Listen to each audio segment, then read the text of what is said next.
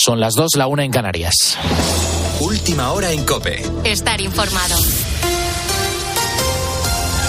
Miles de personas se han vuelto a manifestar este domingo contra la ley de amnistía que prepara el gobierno de Pedro Sánchez. El Partido Popular ha vuelto a salir a la calle celebrando un acto masivo en el templo de Devot, situado en la capital, en Madrid. David Casado, buenas noches. Buenas noches. Una movilización para defender la Constitución en la víspera de su aniversario. España no se rinde. Ese era el lema con el que el PP se ha concentrado en las proximidades del templo de Devot en Madrid. Los populares, por cuarta ocasión desde que se conocieron esas reuniones entre PSOE y Junts, han vuelto a tomar las calles de la capital.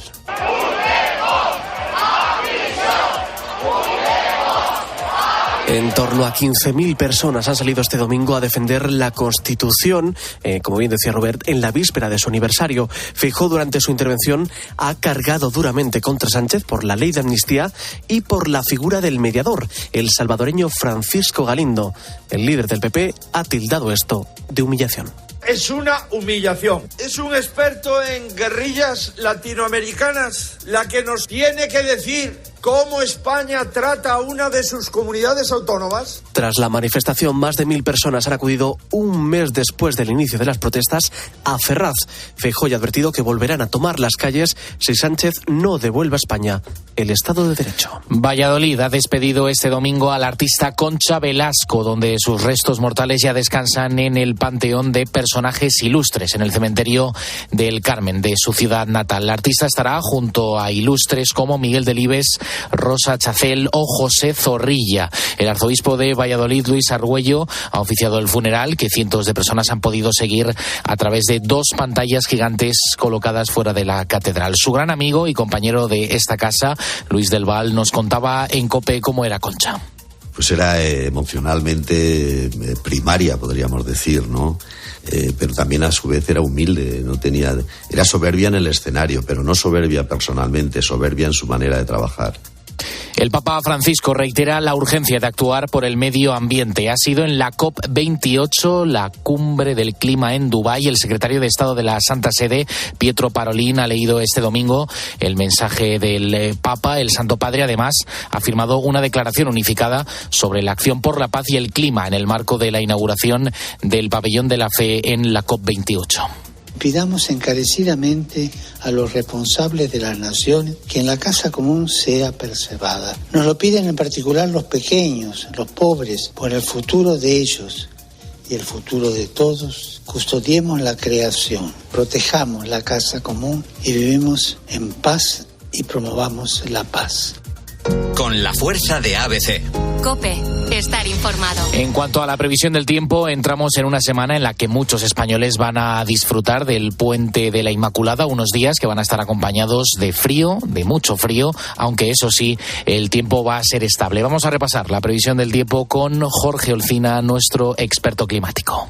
El resto de la semana, pues hasta el día 8, el día de la Inmaculada, va a ser una semana tranquila pero fría. No se esperan grandes acontecimientos meteorológicos, sino estabilidad, anticiclón, nieblas en el interior y, como digo, temperaturas frías, especialmente por la noche. Tienes más información en nuestra página web en cope.es. Sigues en la noche de COPE con Adolfo Arjona. COPE. Estar informado.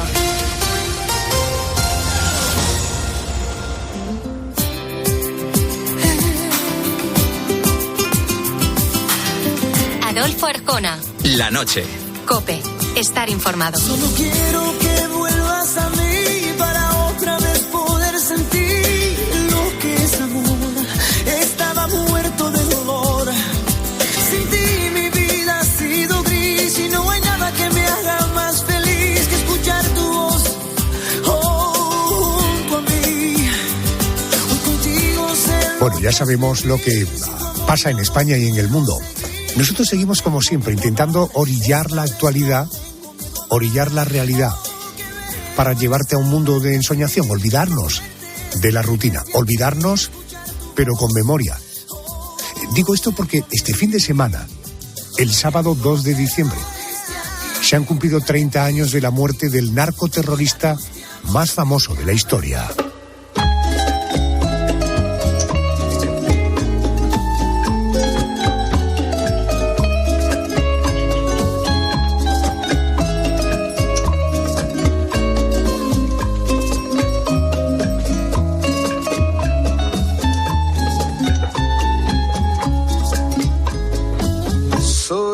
fuego que arde tu piel. Por más que hayan pasado 3 décadas de su muerte, todavía su nombre, su silueta, sus excesos, sus crímenes y su muerte consiguen despertar la atención de adultos y jóvenes.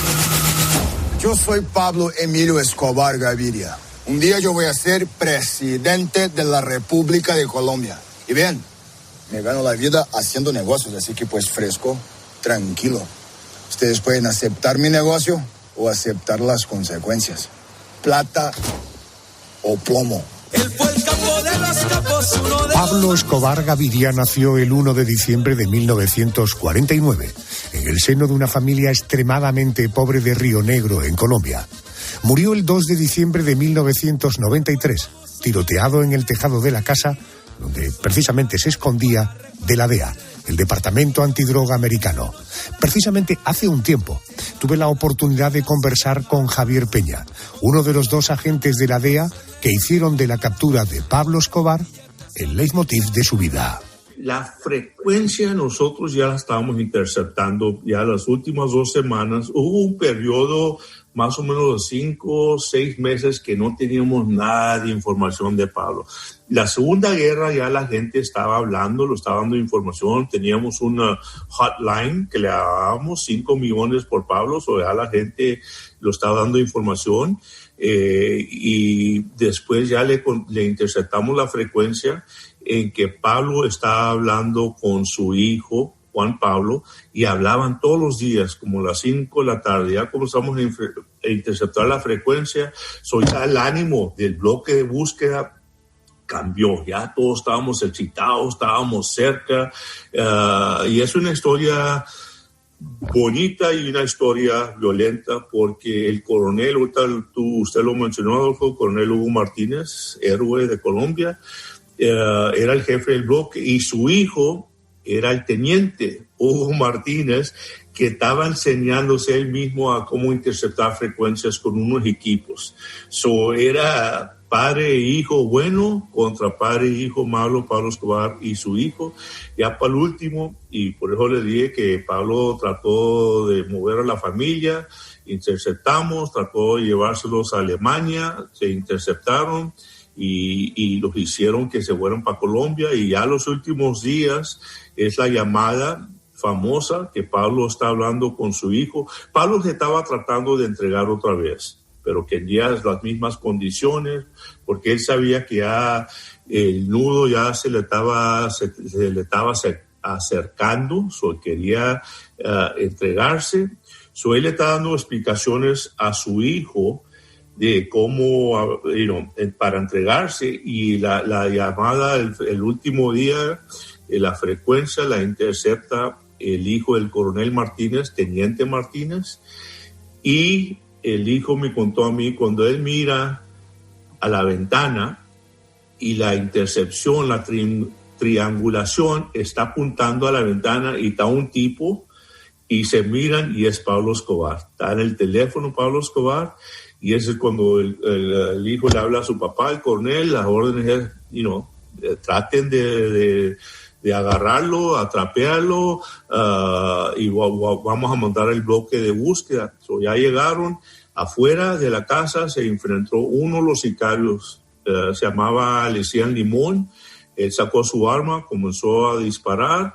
El grupo especializado, que eran como 10 muchachos, matan al sicario, se meten a la casa, y Pablo Escobar está tirándoles con pistola, está disparando. Pablo Escobar se va al techo tratando otra vez de escapar, y hubo otro tiroteo, y Pablo Escobar fue dado de baja por los muchachos, la policía del bloque de búsqueda, y Pablo Escobar tenía dos pistolas, 2 armas. Cuando ya vieron el cuerpo, Pablo Escobar tenía las 2 armas que él estaba disparando, y ya después, en ese tiempo, ya cuando llegó, ya se dieron cuenta que Pablo Escobar ya le habían dado de baja. Uno de los mayores de la policía por radio dice: viva Colombia, Pablo Escobar está muerto. Ya cuando ya la noticia se llega a Medellín, pues ya la gente comienza a llegar, Y yo no estaba allí ese día, pero me contó Steve Murphy y otros policías. Llegó la hermana de Pablo Escobar y ella otra vez cuando vio a Limón más o menos comenzó a criticar a la policía. Mira, no, mi hermano, se equivocaron. Ya cuando la dejaron irse al techo a ver el cuerpo es cuando ya realmente todos sabían que ese era Pablo Escobar. Javier Peña, estamos hablando de uno de los hombres más ricos del mundo durante muchos años. ¿Qué pasó con su patrimonio una vez muerto? Sobre eso también hay teorías que aseguran que su familia sigue disfrutando de aquel patrimonio manchado de sangre. Repito, de un patrimonio extraordinario. ¿Qué pasó con todo aquel patrimonio de casas, coches, aviones, dinero? ¿Qué pasó? Pablo Escobar le gustaba mucho el dinero en efectivo. Él compró también con todo este dinero muchas propiedades, tenía fincas, una de las fincas más hermosas que yo he visto alrededor de Medellín, el lago, el Peñol. Tenía casas de multimillones de dólares, más fincas. Ya vimos su finca, el zoológico Nápoles, donde tenía todos los animales en el zoológico. Tenía mucha plata, mucho dinero, aviones, carros antiguos que nosotros los habíamos visto. Todavía hay mucho dinero enterrado en caletas alrededor de Medellín. En caletas sabemos que son lugares donde se esconde dinero. Él le gustaba mucho al principio, él le gustaba el efectivo. Venían aviones especializados con dinero, cualquier cosa de traer efectivo a Colombia y no podía gastar tanto. Tenían que, en ese tiempo no lo ponían en el banco, los tenía que enterrar. Y ahorita todavía, pero ya todos están muertos, hay muchas caletas llenas de dinero. Me imagino que ya el dinero está cayendo, que se esté ya quebrando, que ya no sirve. Pero cuando le dan de baja, cuando Pablo Escobar muere, el cartel de Cali se robó muchos terrenos, los traficantes, los sicarios que eran contra Pablo Escobar le robaron todo, pues ya no había imperio, ya se había desmantelado todo el cartel de Pablo Escobar. Muchos traficantes, especialmente los de Cali, los Pepes, le robaron todo lo que se podía. Yo sé que el cartel de Cali se llevó también muchos edificios y bueno, y también a mí me han contado, no sé si el cartel de Cali le dijo al hijo a Pablo Escobar que tenían 24 horas de irse del país, si no el cartel de Cali iba a acabar con la familia de Pablo Escobar. Y es una de las razones por eso se fueron de Colombia, porque el cartel de Cali no los iba a perdonar. Javier, dos para terminar. La primera, ante tanto dinero, ante tantos placeres, nunca nadie de los círculos de Escobar o incluso del cartel de Cali se acercaron a Steve Murphy o se acercaron a Javier Peña y a cambio de una cierta relajación en sus investigaciones le prometieron dinero y placeres. No, realmente nunca los había todo tipo de referencias que sí, pero no, nosotros nunca. Y acuérdense, nosotros cuando vivíamos con el famoso bloque de búsqueda, estos muchachos eran fieles. A mí nunca se me olvida. Cuando llegué al bloque de búsqueda, a mí me dijeron los jefes del bloque de búsqueda del Medellín y Javier, me dijeron, aquí no estamos nosotros detrás de dinero, no estamos detrás de droga, estamos detrás de la muerte de Pablo Escobar. Eso era una revancha, una cosa personal. Sí había dinero, muchos políticos sí agarraron dinero, unos policías agarraron dinero. Nosotros, yo nunca tuve, no, eso no es nada cierto. Y acuérdense que esto era personal ya. La guerra contra Pablo era una cosa muy personal, no era el decomiso de droga o dinero, era de la muerte de Pablo Escobar por todos los policías, toda la gente inocente que él mató.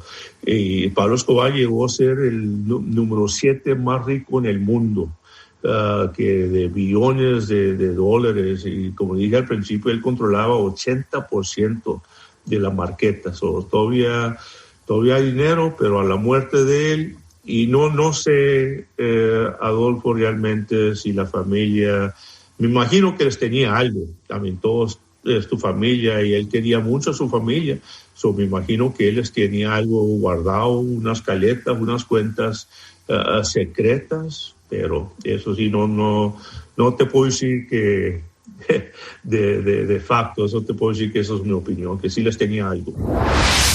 A tu lado vivirán y te hablarán. Ay, como cuando tú estás conmigo. Aquel hombre cada vez más rico, más poderoso e influyente, solo tenía una debilidad: su familia, la que había formado con María Victoria Henao, una joven dulce y tímida, 11 años más joven que él, y con la que se casó siendo ella aún menor de edad. La inocencia de Tata era la mejor cómplice de Pablo Escobar. A su joven esposa le contaba que se dedicaba a comprar y vender cosas. Fue tiempo después cuando Tata, ya convertida en una mujer, confirmó lo que sospechaba. Su marido era un narcotraficante. Así me lo contaba en los micrófonos de este programa en la noche de Arjona. Permítame que le insista.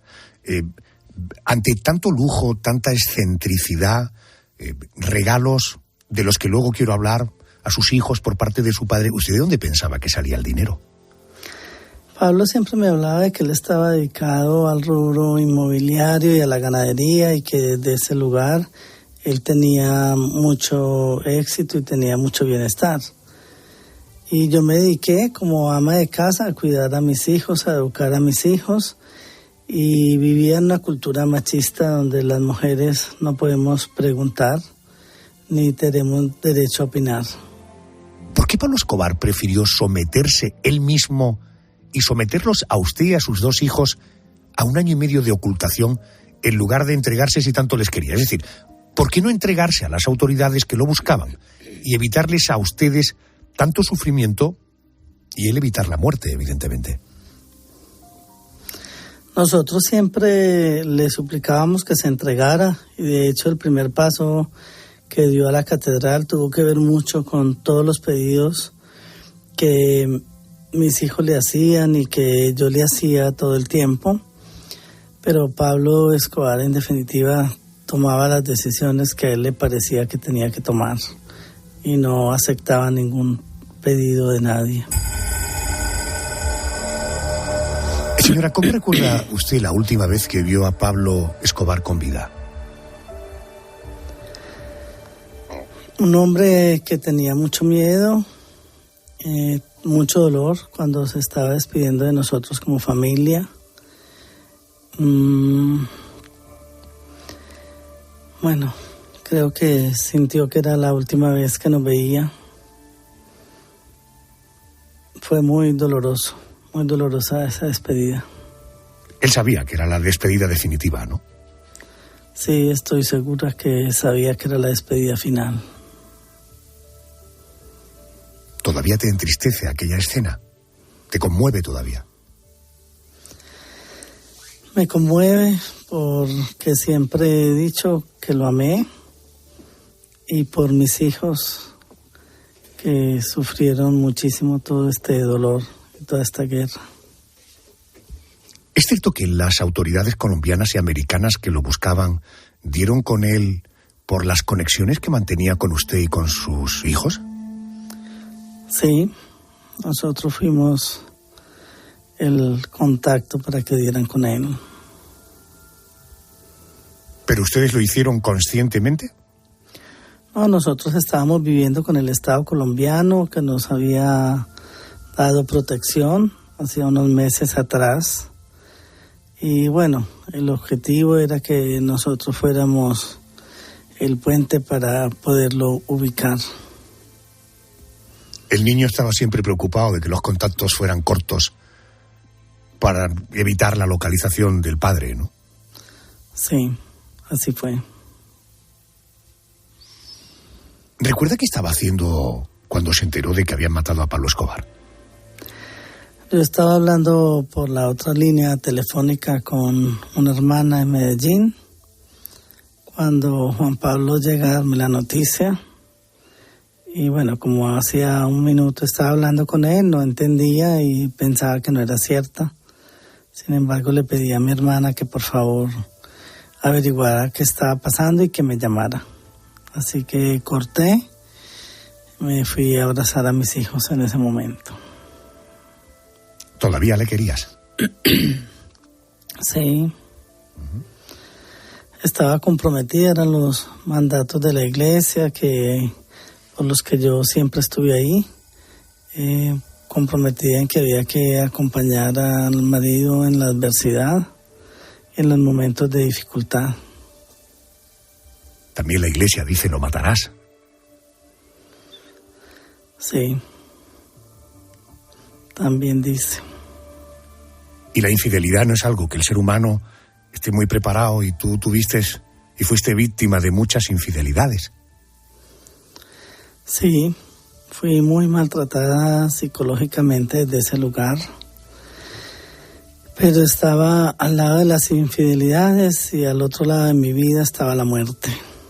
Entonces no tuve más opción que quedarme ahí paralizada, esperando a que la vida me diera otra oportunidad. Porque tenías la impresión de que si tomabas alguna decisión unilateral o decidías marcharte o dejarle, tu vida podía costar nada, ¿no? Era imposible, o sea, alrededor de nosotros la seguridad dependía absolutamente de Pablo. No nos podíamos mover para ningún lugar que él no dijera. Además, a esos lugares nosotros llegábamos vendados, así que no teníamos acceso ni a un auto, ni a salir corriendo, ni a unas llaves de ningún lugar. Así que estábamos ahí cumpliendo las órdenes que él decía que eran necesarias por la seguridad. Estabais secuestrados, erais presos del padre y del marido. Hoy lo veo realmente así. En ese momento sentía que estaba haciendo lo mejor por cuidar a mis hijos y por acompañarlos y por protegernos, lejos de entender todo este dolor. Imagino que después de su muerte llegó lo peor, porque usted tuvo que tomar las riendas de todo. Oiga, ¿cómo se negocia con los capos de la droga que querían verla a usted y a sus hijos muertos y triturados? ¿Cómo le perdonan la vida los enemigos de su esposo, que incluso pusieron un precio para que ustedes pudieran seguir viviendo? Sí, fue una experiencia que yo todavía no tengo todas las explicaciones del mundo. Pienso que el amor que sentía por mis hijos y el compromiso con ellos me hizo tener la fuerza para poder hablar con ellos y ablandar sus corazones y que nos dieran otra segunda oportunidad, como así sucedió. Eso, bajando al terreno de los hechos, básicamente es que usted, a pesar de que hasta ahora la imagen que proyecta es de una mujer sometida, sumisa, con una mezcla entre amor y miedo, de falta de capacidad de juicio crítico, cuando muere Pablo Escobar usted se sienta con los capos. Ellos le dicen que la guerra para acabar con Pablo Escobar les había costado $120 millones, los mismos que querían para no matarla a usted y a su hija. Querían $120 millones en efectivo. Por supuesto, al niño, a Juan Pablo, al hijo de Pablo Escobar, a su hijo varón, lo querían muerto, porque decían que de tal palo tal astilla. ¿Cómo resolvió esta complejísima situación rodeada de sicarios y de asesinos? Bueno, con el tiempo, con las conversaciones, con los acuerdos que se fueron cumpliendo económicos, les fui mostrando que por favor le dieran una segunda oportunidad a mi hijo, que yo ponía mi vida en el medio de todo esto si él no cumplía con ser un hombre de bien, con irse del país y salir adelante. Me costó, esta negociación se demoró 365 días y los últimos 5 días de la negociación me dieron la posibilidad de que Sebastián siguiera viviendo hasta que el tiempo demostrara que era un hombre de bien o no. Sebastián es su hijo. Es mi hijo, sí. Es que aquí le conocemos por Juan Pablo. Son los dos nombres, son sus dos mundos los que les tocó, lo que le tocó vivir a él y bueno, es el uno o es el otro, pero es el mismo ser humano. Victoria Eugenia, si pudo hacer frente a los 120 millones de dólares, debo entender que Pablo Escobar no les dejó en la ruina, ¿no? En ese momento fue lo que le pedí a muchos de sus lugartenientes que me ayudaran a rescatar propiedades y caletas y cosas donde él se escondía para poder pagar este dinero, porque yo no tenía la menor idea a sus caletas por un tema de seguridad y de cuidado del mismo. Así que ellos me colaboraron con esa parte para poder tener paz, que todos la necesitábamos, y les entregamos obras de arte y cerramos toda una paz para seguir evitando más sangre en nuestro país.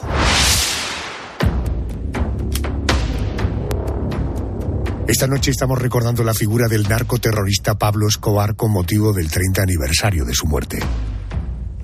Fue abatido a tiros el 2 de diciembre de 1993, mientras huía de la policía colombiana. Invasión, los animales, el dinero y el poder.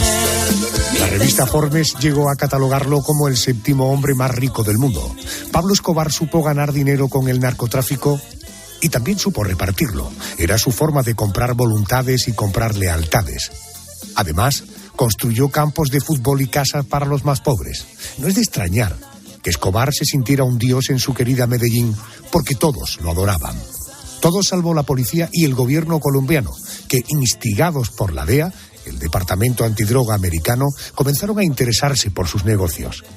La entrada de cocaína en Estados Unidos se había multiplicado en los últimos años y la DEA se marcó como objetivo meter entre rejas a Escobar. Las cosas en este país no van a cambiar, porque la gente con poder y plata hace lo que le da la gana. Y entonces, imposible que Pablo Escobar no la vuelva a embarrar. Cuando eso ocurra lo vamos a coger.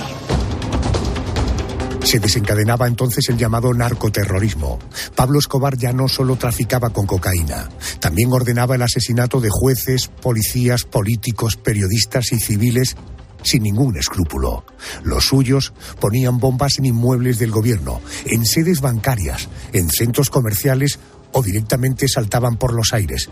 Un avión con más de 100 personas pensando equivocadamente que entre los pasajeros se encontraba el por entonces candidato a la presidencia de Colombia, César Gaviria, posteriormente presidente del país. José Luis Gaitán, controlador aéreo encargado de guiar al piloto del avión siniestrado. Percibí que ya no se veía, no tenía señal radar. Llamé a la aeronave para verificar su posición. A los 2 minutos entró una llamada al teléfono del centro de control que contestó el supervisor, no me acuerdo si era la defensa o los bomberos, informando que había un avión que se había caído en inmediaciones de Soacha hacia los cerros aledaños. Precisamente sobre su perfil más cruel y sanguinario, tuve oportunidad de preguntarle a su hijo mayor, a Juan Pablo Escobar. Juan Pablo, ¿cuándo y cómo asimiló usted que su padre era un criminal? Tenía 7 años cuando eso sucedió. Mi padre me cuenta que era un bandido, que a eso se había dedicado. Justamente no había transcurrido mucho tiempo desde la muerte del ministro de Justicia, Rodrigo Lara Bonilla, que él había ordenado, y esto fue durante nuestro exilio en Panamá. Desde ese momento, pues, él no tuvo mayores reparos a la hora de compartirme ese tipo de circunstancias y de aceptar y casi de confesar, te diría yo, pues cada una de las fechorías en las que andaba metido en ese momento. ¿El suyo era un padre normal, de los que acompañan a su hijo al cole, de los que organizan su fiesta de cumpleaños? ¿Existía ese Pablo Escobar? Yo creo que había una mezcla de todo, las mismas circunstancias legales en las que se termina involucrándose le impiden ser ese padre normal que pretendió ser en algún momento. No duró mucho esa posibilidad de vivir juntos en familia y de experimentar ese papá desde ese lugar que tú lo comentas. ¿Sintió alguna vez la tentación, me refiero a usted, de seguir el camino que había iniciado su padre de Pablo Escobar? Sí, por 10 minutos de mi vida, cuando él muere, así lo sentí. Después me di cuenta de que no tenía ningún sentido, de que no había ningún propósito, de que solamente le daría más dolor y más sufrimiento a mi país y a mi familia y a mi persona, y que estaría viviendo justamente todos esos momentos por los cuales fui tan duro crítico de mi padre en ese entonces.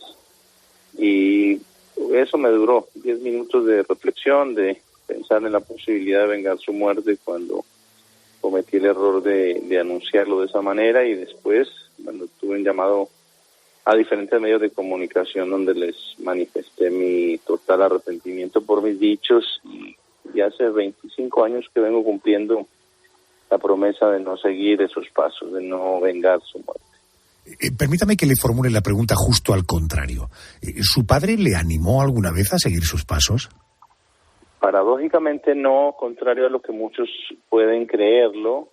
La verdad es que no sucedió así. Mi padre siempre me empujaba a que estudiara, que me educara, que creara un mundo y un futuro diferente para mí, de oportunidades distintas a las que él había tenido, ¿no? Y yo creo que desde algún lugar, si un padre quiere auténticamente a su hijo, pues no le desea esa vida que él estaba viviendo para sí mismo. Entonces, creo que desde ese lugar él sabía las consecuencias a las que yo me estaba exponiendo, y desde luego que siempre me inculcó el estudio y otros valores que paradójicamente pues no eran los que él practicaba por fuera de casa, ¿no? ¿Le produce un cierto reparo referirse a su padre, o que los demás nos refiramos a él con la palabra criminal? Pues yo tengo que aceptar esa realidad, hombre. La verdad es que no me queda otra opción que aceptar que soy hijo de un criminal. Soy hijo quizá de uno de los criminales que más daño le hicieron a la sociedad latinoamericana en el siglo pasado. Y tengo que asumir eso como parte de mi vida y de mi pasado. Lo que sí también tengo muy claro es que no debo de permitir que ese pasado de mi padre pues afecte mi cotidianidad y mi presente. Lo que he pretendido hacer es un uso muy responsable de mi historia personal y de la de mi padre para construir un futuro diferente para mí como persona y para la sociedad actual, que veo que de alguna forma pues sistemáticamente está, con las leyes que tiene y con la forma como sigue diseñada, pues se sigue propiciando la reaparición sistemática de personajes como mi padre, ¿no? Y eso nos hace que damos vueltas en un círculo vicioso del cual es muy difícil salir, pues porque las mismas reglas que estaban en los 80 son las mismas que nos rigen hoy, con lo cual pues producen resultados como personajes que tienen mucho que ver con ese Pablo Escobar que conocimos, violento y capaz de amenazar a cualquier democracia, ¿no? ¿Qué le parece el negocio que se ha creado alrededor de la figura de su padre? Me refiero cine, televisión, libros. Incluso existen empresas que ofrecen los llamados narcotours, que son rutas por Colombia vinculadas a Pablo Escobar. ¿Qué le parece este negocio? Mira, yo también me he aprovechado económicamente de ese negocio que tú mencionas, pero lo he querido hacer con mucha responsabilidad, y te diría la diferencia, ¿no? Cuando un chico lee mis libros, no le quedan ganas de ser Pablo Escobar, pero cuando un chico ve las series y las películas que se han hecho y los otros libros que se han escrito sobre Pablo Escobar, sí quiere y conserva su deseo de ser mafioso. He ahí para mí la gran diferencia entre hacer un uso responsable de tu historia o explotar comercial y demencialmente la historia de Pablo Escobar con el único propósito de vender, y de vender a costa de mal educar a la sociedad y propiciar de que un alto porcentaje de jóvenes estén dispuestos a seguir el camino de mi padre, ¿no? ¿Entiende que la figura de su padre, de Pablo Escobar, se haya llegado a convertir en un mito para muchos?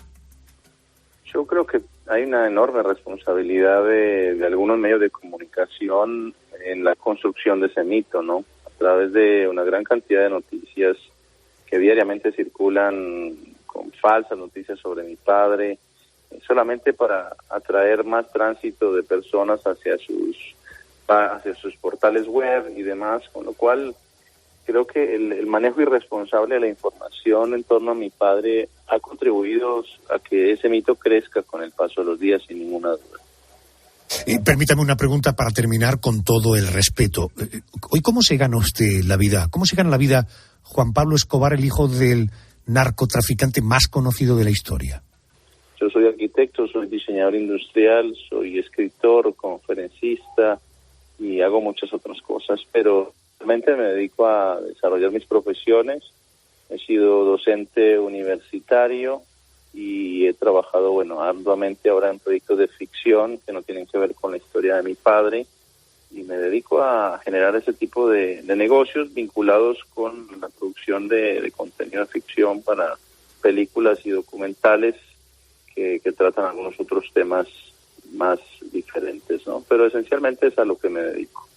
Hoy digamos que las conferencias y los libros son el número uno en cuanto a prioridades, pues por la posibilidad que me da de conocer muchas personas y de hacer algo positivo con una historia tan negativa. Para mí esta conversación no es la primera vez, ya lo he dicho antes, pero siempre me resulta especialmente difícil y complicada porque estoy preguntándole a un hijo por su padre, utilizando términos muy gruesos, muy desagradables, y no estoy acostumbrado a tener ese tipo de conversaciones. Por tanto, confío en no haberle molestado a lo largo de nuestra conversación, querido Juan Pablo. Al contrario, te agradezco mucho y tenemos que aceptar que en estas historias pues hay que llamar a todos y a todas las cosas por su nombre, y no es momento de buscarle sinónimos a una realidad tan cruda y tan triste como la vivimos, simplemente aceptar que es parte de nuestra historia. Y la pregunta es, ¿qué cosas positivas podemos hacer con una historia con una carga tan altamente negativa?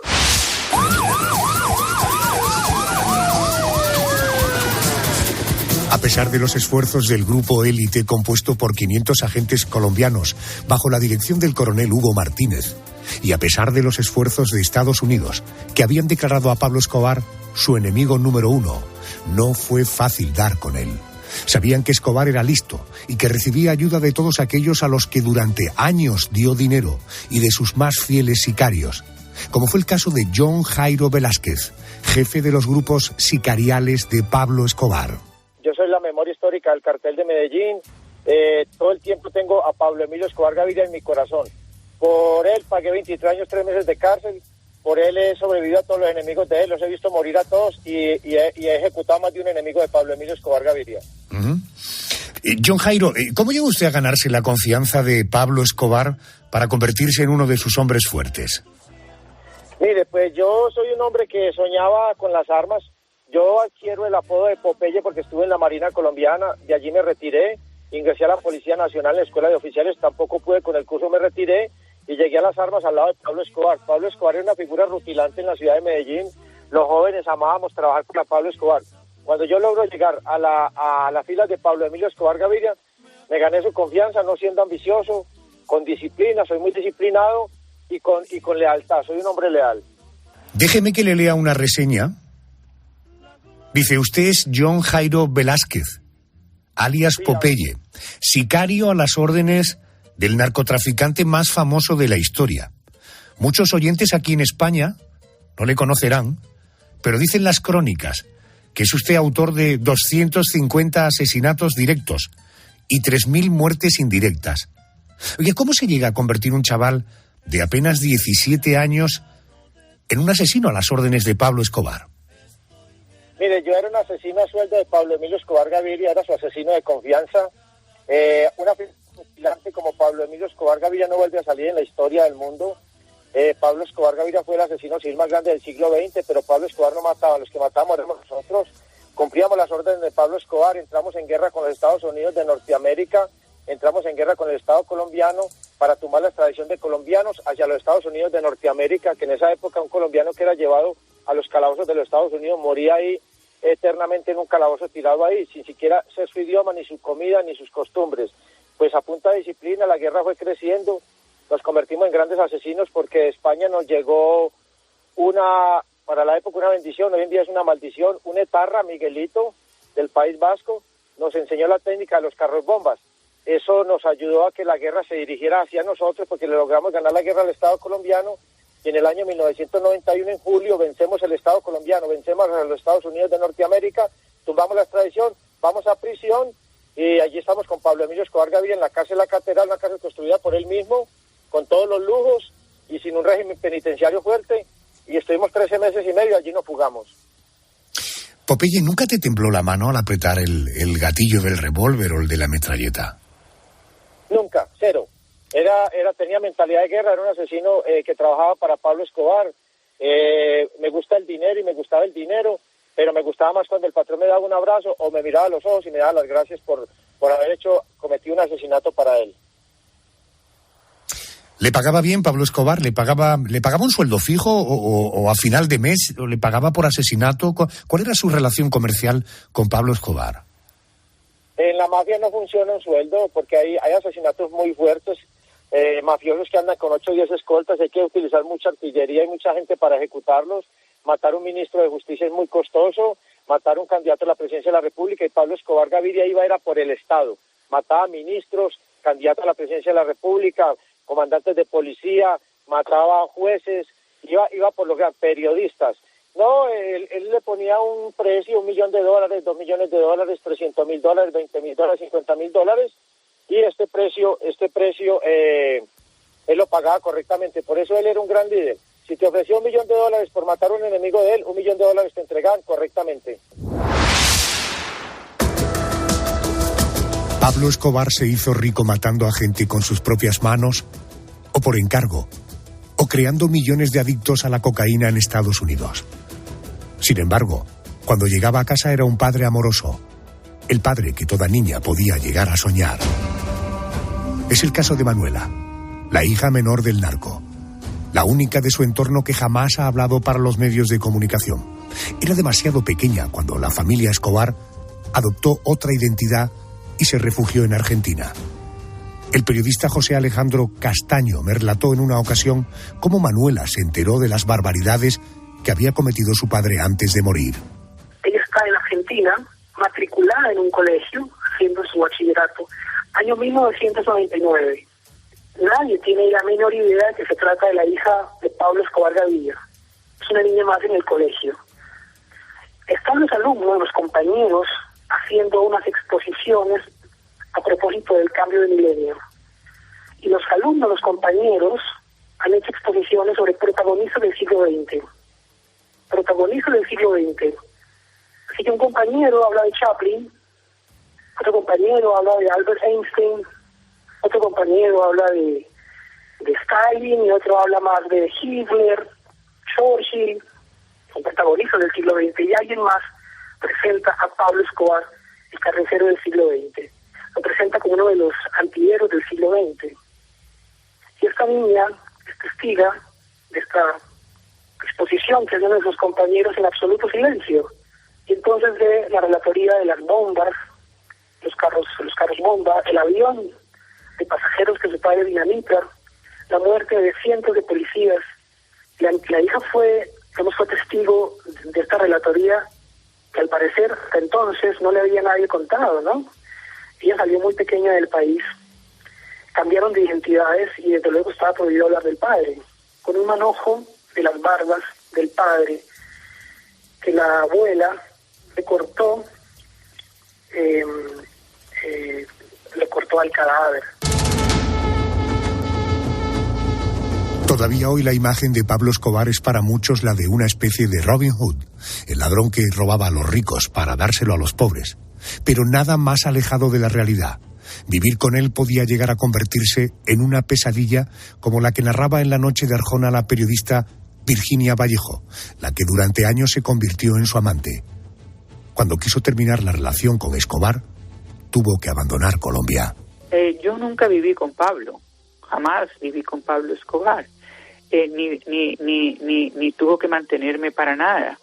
Yo tenía dinero, yo tenía una carrera muy exitosa y yo vivía en Bogotá en un apartamento de lujo divino que he tenido mío con mi trabajo, que lo había comprado en 1979 con mi segundo esposo. Después me divorcié de él. Me pude divorciarme de mi marido argentino gracias a que Pablo Escobar le puso un revólver en la cabeza, o si no, no me hubiera dado el divorcio. Esa es una de las razones por las que yo amé a Pablo, porque me ayudó a conseguir un divorcio express. Mi segundo marido no quería dar el divorcio para que yo nunca pudiera volver a casarme. Entonces pasaron 2 años y no quería darme el divorcio para que no me pudiera casar con Aníbal Turbay ni con nadie. Y fue una de las primeras, la única cosa tal vez que le pedí a Pablo Escobar cuando lo conocí, que más adelante, no al principio, porque como te decía, pasaron 6 meses desde que yo lo conocí hasta que nos convertimos en amantes. Le pedí que me ayudara a conseguir un divorcio y lo consiguió, un divorcio express. Esa es la razón.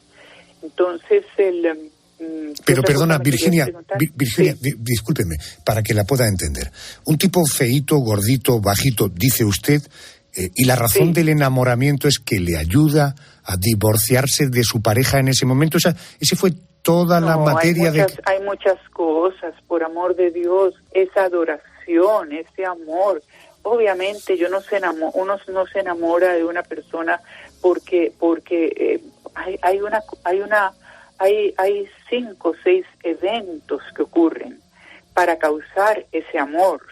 Primero, lo del río. Obviamente él arriesga su vida para salvarme de un remolino en un río. Obviamente, como él con ese valor, pero después siguen otras cosas, una detrás de otra, y se llama amor. Obviamente era riquísimo, pero yo no necesitaba el dinero de Pablo. Yo había salido con los 4 hombres más ricos de Colombia en los años 70. Nunca le habían dado un sándwich a un pobre, y a mí ni siquiera me mandaban flores. Esos son los hombres más ricos de ahora, de América Latina, y habían sido mis novios en los 70. Era una diferencia total y absoluta entre aquellos magnates avaros y la generosidad y el corazón de Pablo Escobar por su pueblo. Obviamente por eso lo amé tanto y porque él me amaba de esa manera. Jamás Pablo... Por eso, cuando conozco a alguien como Pablo, yo no necesito que nadie me mantuviera, porque entonces si hubiera querido que alguien me mantuviera, me hubiera casado con algún magnate o le pidiera a alguno que me mantuviera. Ninguno de ellos me tuvieron que mantener. Yo todavía tenía toda la vida plata y mi carrera increíblemente exitosa. Bajito, feíto y gordito que me adoraba. Obviamente era riquísimo, y obviamente cuando yo viajaba, como cualquier hombre riquísimo, le regala a su novia, a su amante, para que compre alguna cosa linda en un viaje. Es lo que hace cualquier hombre riquísimo a su novia. Eso no es ningún escándalo, ni más faltaba. Y él me decía que eso que él me regalaba era porque yo le había enseñado a hablar en público. Él me decía, Virginia, mira, yo le pago el colegio de mis niños, yo le pago al médico, yo le pago al dentista. Lo menos que puedo hacer es darte a ti un regalo que me has enseñado a hablar, a dar entrevistas interesantes ante los medios, porque yo le enseñaba a ver si podía empezar a usar una voz que no fuera tan marcado con el acento de Antioquia, que es muy fuerte y que es muy feo, y que dijera además cosas interesantes. ¿Pablo Escobar le pegó alguna vez? No me pegó. Trató de asfixiar. Él no me pegó porque me hubiera dejado morados. trató de asfixiarme con una almohada. Trató de matarla. En una escena terrible que yo describo en una de esas casitas en 1984 en la selva. Trató de matarme. Eso fue una cosa terrible. Pensaba que me iba a matar. Yo describo todo el horror, cómo se ve uno, cómo se va por el tubo, cuando uno ya está perdiendo la vida, y esa es la razón por la que dejé a Pablo y dejé de verlo durante 6 meses, mientras otro magnate me cortejaba desesperado durante 6 meses. Uno llamaba, eso era una cosa horrible. Pablo me llamaba a pedir perdón y luego el magnate venezolano llamaba a toda hora. Los dos llamaban, yo decía, me van a volverme loca. No se sabe cuál de los dos me va a volver loca. Era una llamadera y una llamadera y una llamadera para que me perdonara. Efectivamente, trató de matarme con una almohada en una escena de celos, sí. Virginia, voy con la última. ¿La suya con Pablo Escobar fue una verdadera historia de amor? Es más, le pregunto, ¿la repetiría? No la repetiría, pero no me arrepiento. Es como La Bella y la Bestia, ¿verdad? Por eso he inspirado tanta basura, tanto seriado, tanta porquería en los que me presentan a mí como la villana y la esposa de Pablo Escobar como una santa, cuando es al revés. Yo nunca tuve ni siquiera una multa de tráfico, mientras que la esposa de Pablo Escobar ha sido una lavadora con su hijo y están en este momento investigados en Argentina por un lavado de activos de otro narcotraficante. Me usaron a mí para la villana, pero en la vida real era como la Bella y la Bestia, y por eso que ha inspirado, me imagino que en la vida real existe también ese tipo de relación. Yo era obviamente una belleza y además inocente, y además nunca me unté de ninguno de sus crímenes. Era su testigo. Él quería que fuera su biógrafo, y hasta el último día quise escribir lo que él quería contarme sobre la verdadera historia negra de Colombia, lo que el público no sabía, lo que en ningún libro aparece, porque mi libro es el único libro sobre Pablo Escobar que tiene alma. ¿Repetiría la historia de amor con Pablo Escobar? Nunca. No, claro que no. Claro que no, jamás.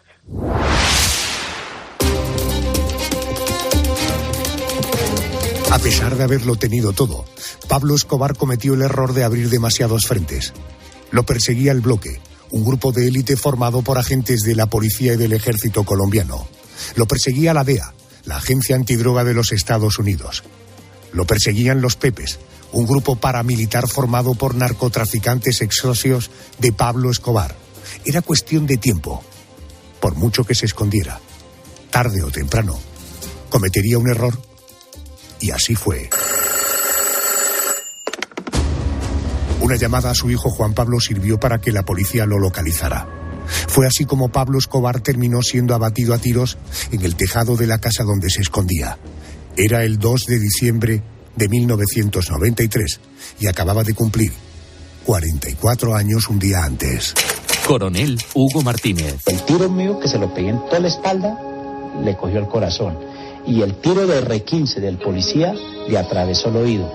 De abajo, los de afuera, un solo medio tiro le raspó una pierna, no más.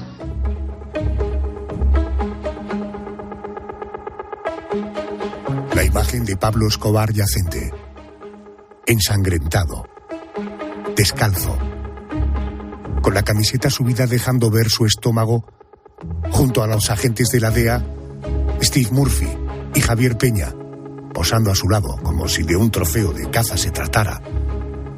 Esta imagen dio la vuelta al mundo.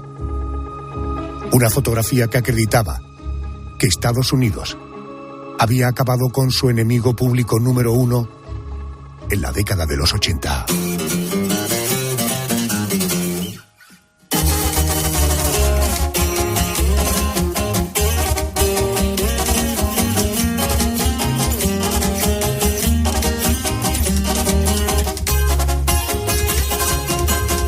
Años de la muerte del narcoterrorista más influyente que ha dado la historia. Noticias de las 3:02 en Canarias y luego seguimos con el porqué de las cosas. Ella sabe que está buena, que todos andan mirándola como baila. Me acerco todo un verbo. Tomamos tragos sin pero, solo tentación. Le dije, voy a conquistar tu familia, que en unos días vas a ser mía. Me dijo que estoy muy loco, pero le gusta que ningún vaso como yo actúa. ¿Qué te va, mija? Y por la doble P, viejo. Así nomás con papel oscuro estamos armados. A las plebitas.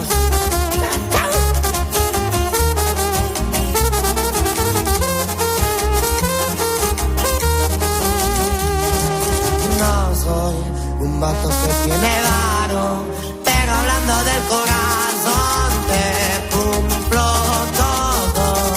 Me agarro pegadito de su mano, mi compañía se la creyó, que al pasar fue yo. Su cuerpo, juro por Dios que era tan perfecta, son cinturita como modelo. Sus ojos desde el principio me enamoraron, a ella le gusto y a mí me gusta.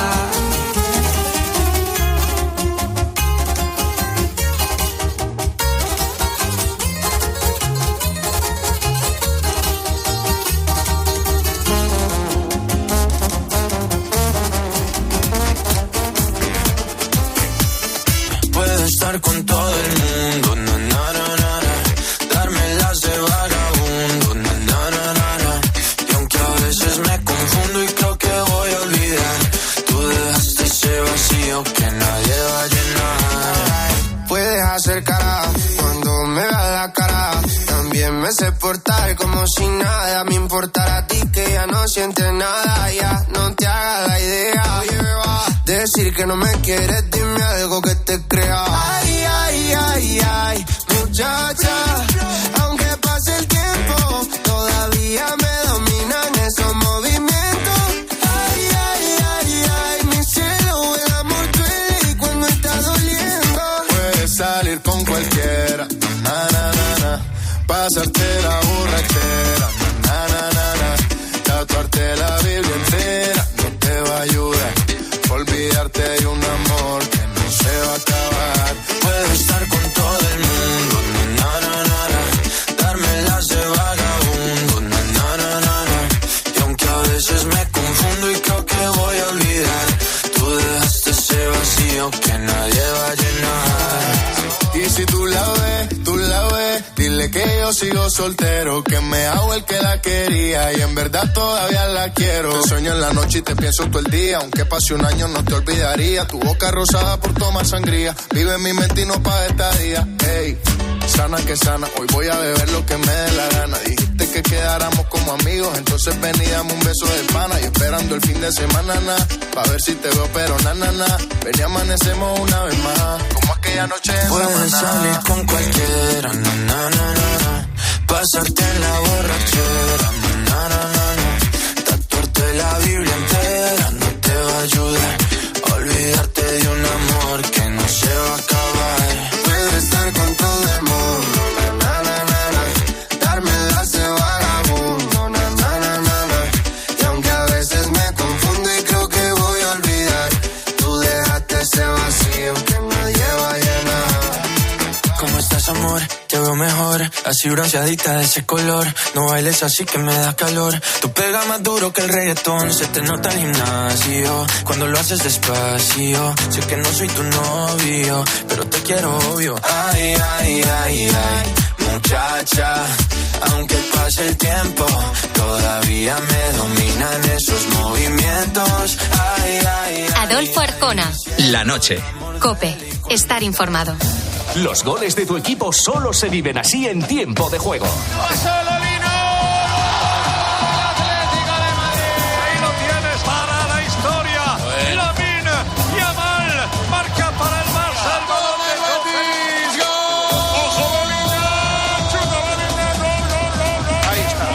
Tiempo de juego con Paco González, Manolo Lama y el mejor equipo de la radio deportiva. El número 1 del deporte.